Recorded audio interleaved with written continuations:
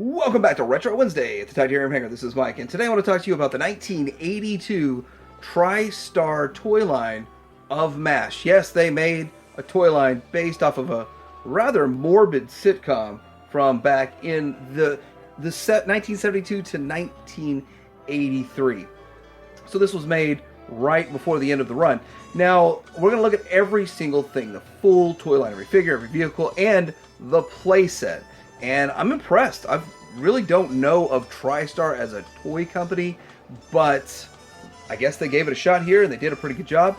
Kind of like we saw with Revell. Revell did a great job with their Power Lords line, and then Shopper did, they made a lot of other things too, but Shopper did a good job with their Ghostbusters line. But we're going to get into looking at this, everything. Pretty affordable toy line to collect, in my opinion. We'll talk about this and more coming up.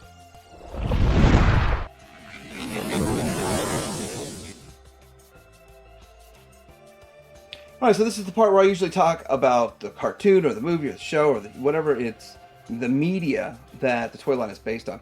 Now, I did an entire video yesterday, so go check that out because I'm not really going to rehash any of that here. But there's just too much to say in a 1-minute blurb, so therefore, go check it out. It's complicated.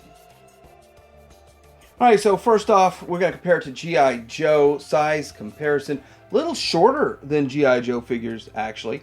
And they did kind of try to enhance articulation, or this is like a battle going on at the time. Now we have, like, the arm goes out to here. It's a straight arm. Kind of like straight arm versions of Joe's. But when it comes to everything else is about the same. They have some really good articulation on the legs so they can get into all of those vehicles just right. When it comes to the rubber band piece, I probably don't want to use him. Let's use his clone, the blonde guy, and I don't know if you can see it, but it's like a white string, stretchy string in there versus a rubber band. So I think it holds up better over time. But the articulation is pretty good. So it's like straight arm G.I. Joe articulation. G.I. Joe didn't even put swivels in until the next year. But they're competing with them. It's a different type of plastic. It's like softer plastic. The way they're constructed is differently. They're not riveted in, so they look almost like the Star Wars vintage collection figures, the earlier vintage collection figures for that level of articulation, but they don't have ankle articulation. But still shorter than G.I. Joe, but in the ballpark. The magician should never reveal his tricks, but my background you're looking at down here is just a blown up top part of the card back, and my reference point, the card back, shows pretty much everything in the toy line all in one shot, except the playset. Playset's not shown on the card back now.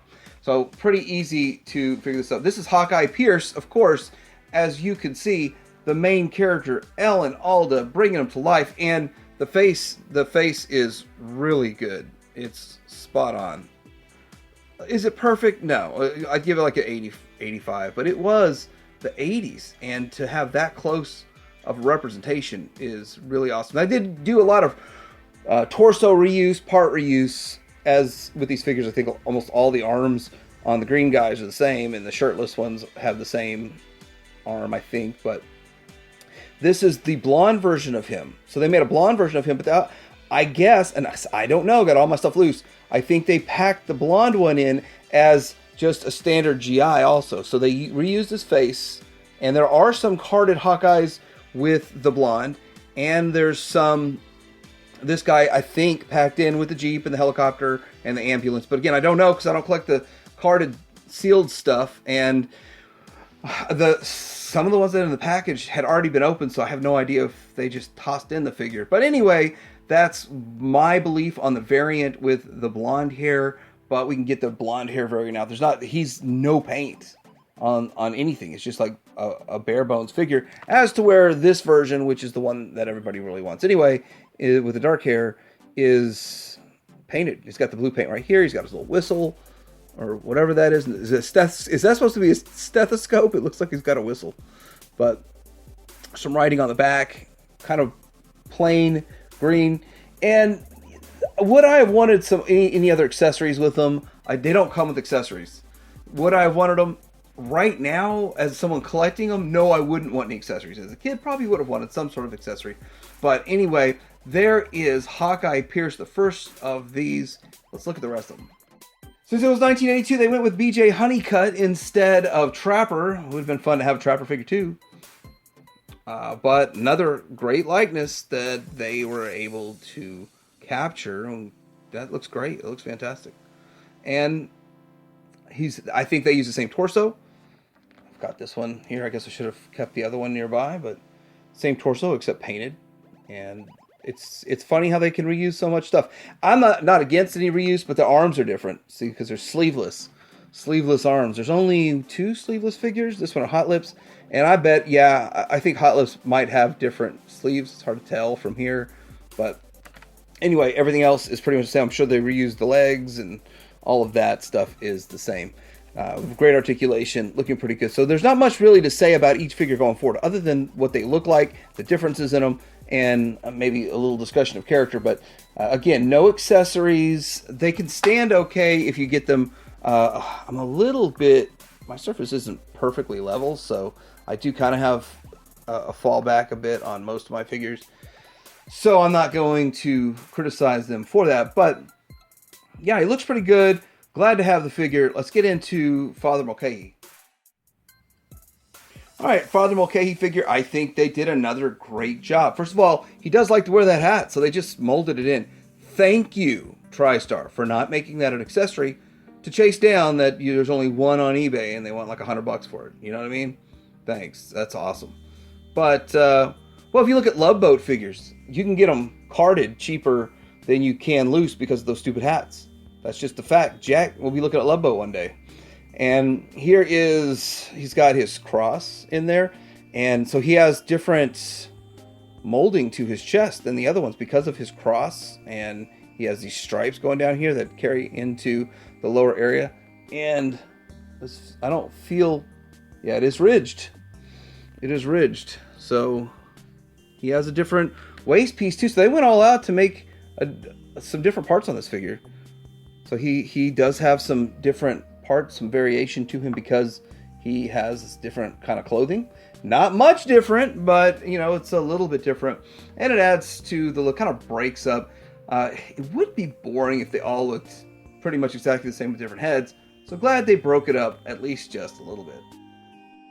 Next on the agenda is Margaret Hot Lips Houlihan. And yeah, she looks like Hot Lips. She looks like pretty good lightness. Not exactly perfect, but pretty close. And got some long hair on there.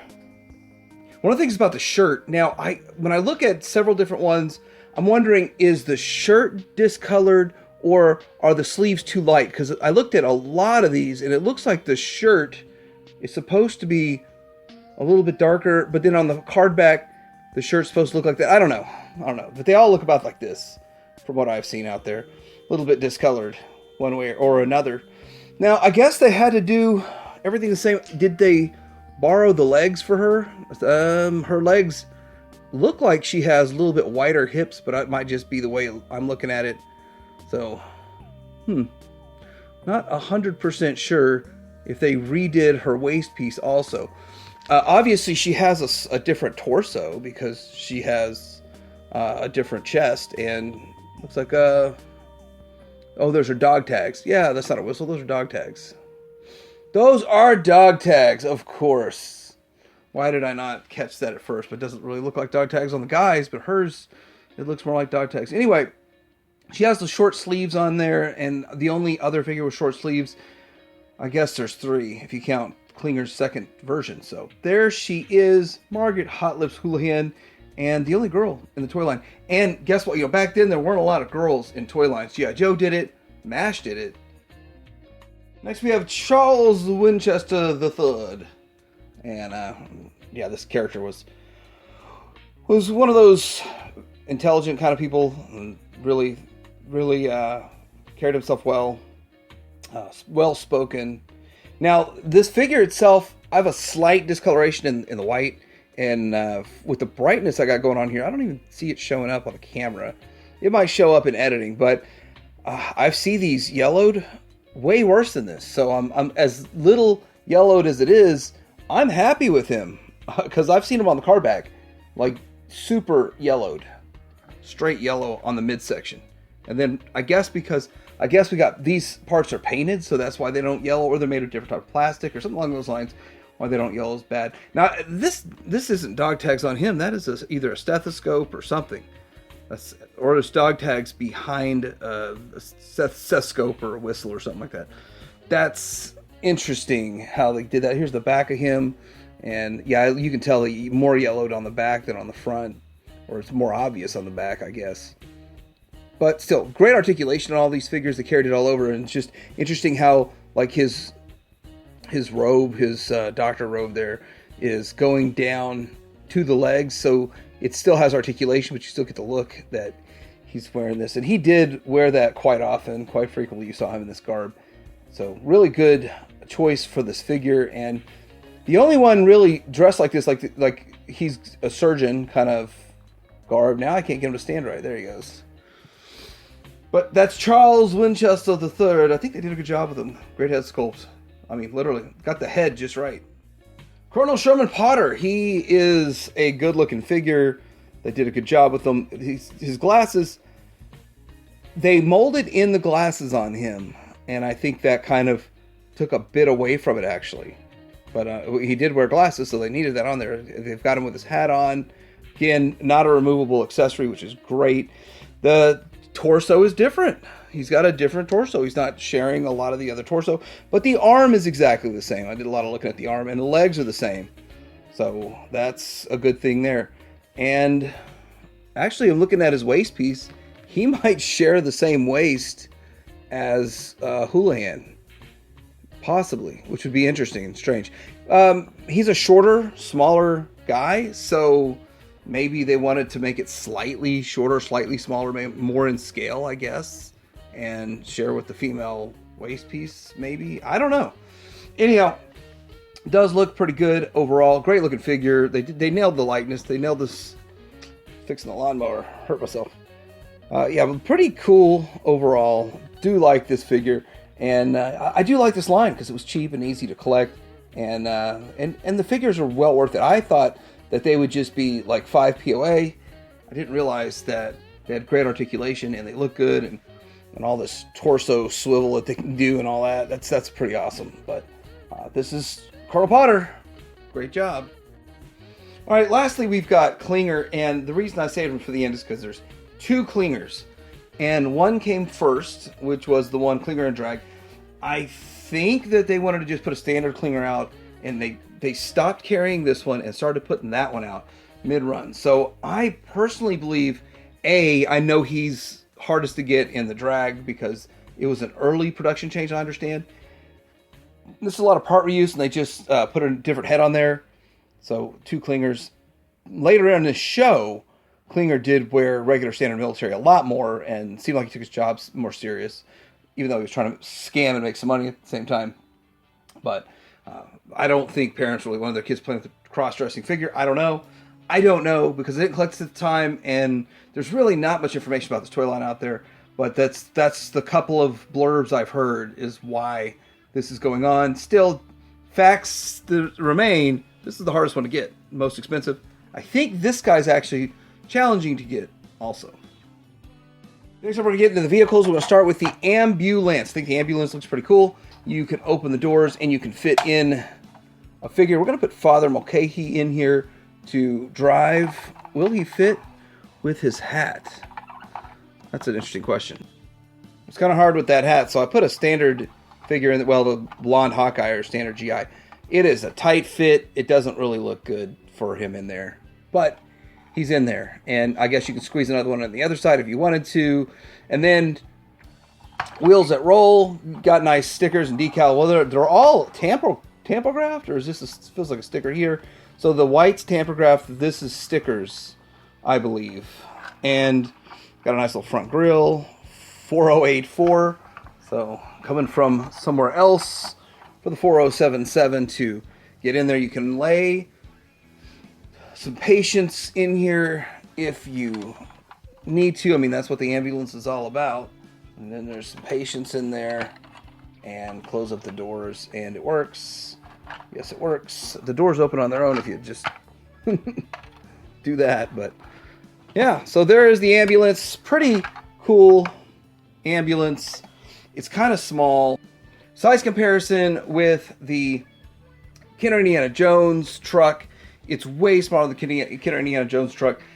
Different era, but I believe this looks like the same style of ambulance that showed up to A Christmas Story when the kid got his tongue stuck on the pole. You remember that scene? I think this looks like the same ambulance. I gotta look that up.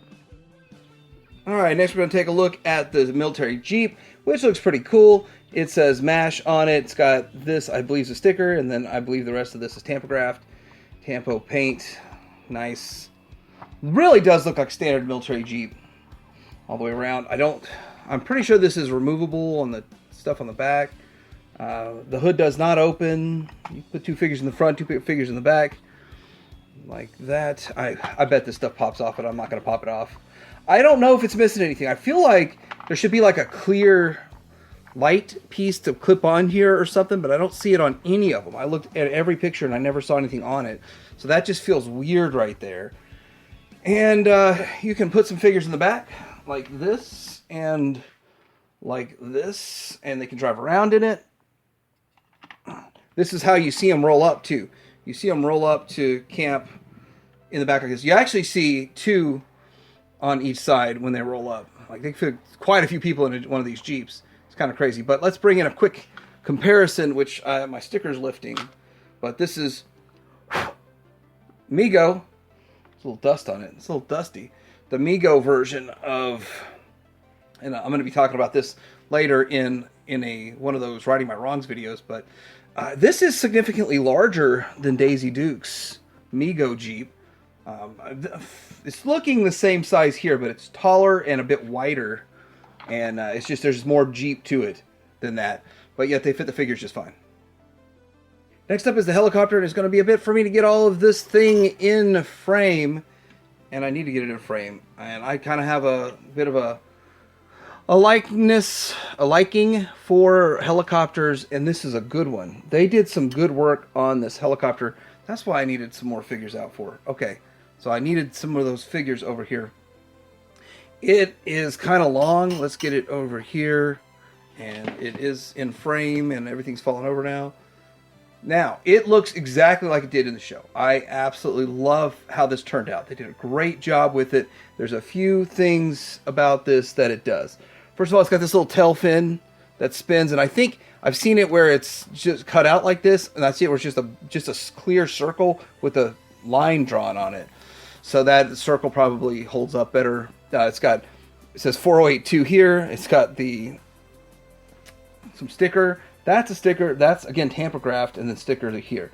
And then it's got propellers which move when we roll it. It's got this. I'm not sure what they call this thing here.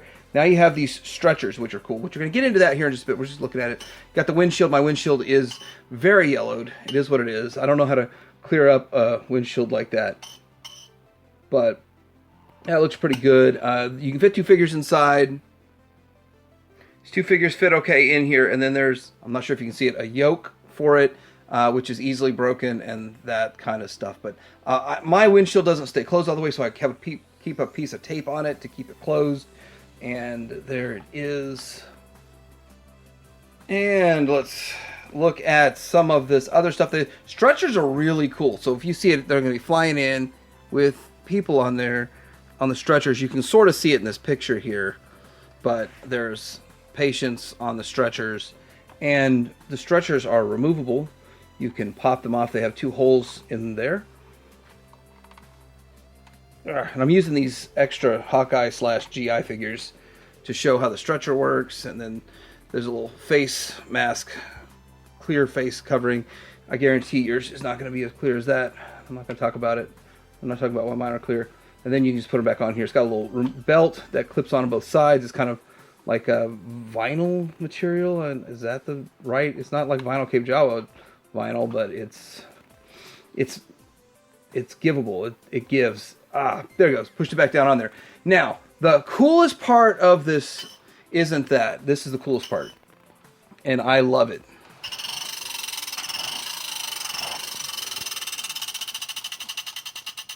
So when you roll the wheels, it spins. It's a great feature. And it works, and it keeps spinning for a while. That is awesome. Well, unless you put it down, that stops the wheels. That is outstanding. That's an outstanding play value to this toy. I didn't know that was a thing. You know, it's one of those things that you don't know it's a thing until you get it and you handle it, or you watch a review about it. I haven't seen a review on any of this stuff, really. I mean, I've seen some people discuss the figures and that's it. But now you get to see it all. All right, here is the playset. They call it the military base playset. Now, I want to point out a few things about this real quick. First of all, the big building over here is the hospital, and I didn't put any stuff in it. It's the one that has the most trouble standing for me. Over here is the officer's mess. Down here, I believe, is just the pre-op. It's the pre-op ward. So maybe I should move the officer's mess here, pre-op ward there. And then over here is the swamp where they sleep, I believe. Anyway, so pretty cool that they've got this. This is all some really cheap stuff. But let's take a look at kind of how you set it up, where you can configure it. There's a spot over here for the helicopter, and the mat, they say, is 16 square foot, and it's kind of like a vinyl with some paint on it, which it does look cool once it's set up, and it really does, but it takes a lot of space. It's like a 3.5 by 4.5 or almost 4 by 4 sheet here. I got the Jeep on there. I wanted to compare it to the size of the Indiana Jones cargo truck. There's the ambulance. Let's get down here and look at them a little bit closer. All right, this is, I guess, the pre-op ward, but one of the things I want to show is that there's these small, like I call them the couch tables, but there's small tables there, there's bigger tables right here, there's stuff to put on the tables, and then there's the beds, and yeah, I mean, that's kind of how I set it up there. Nothing special in there. There are some pictures that you can just tape to the walls, so you can have some posters, if we can see that in this. It's kind of a hard angle. Over here, looking at the officer's mess, I'm going to pull the lid off. Now, I think the best way to keep these things together, because they're cheap and flimsy walls, is to tape them together. And I don't have a whole bunch of chairs. I guess I'm missing a bunch of chairs, but put the tables in there. You can put them however you want.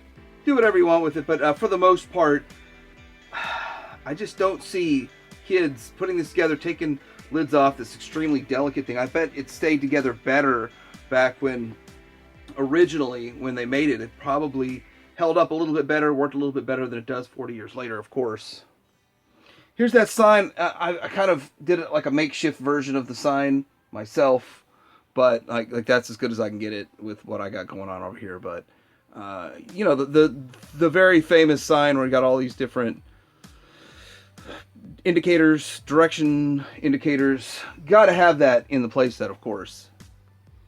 Getting over here to the swamp, and I'm probably blocking all the light over in this corner here, and here is the swamp, and I've knocked stuff over as I've moved it. It's another thing, unless you have this, it's on carpet, so it doesn't hold together as well as if it was maybe on a solid surface. But you've got little things in here.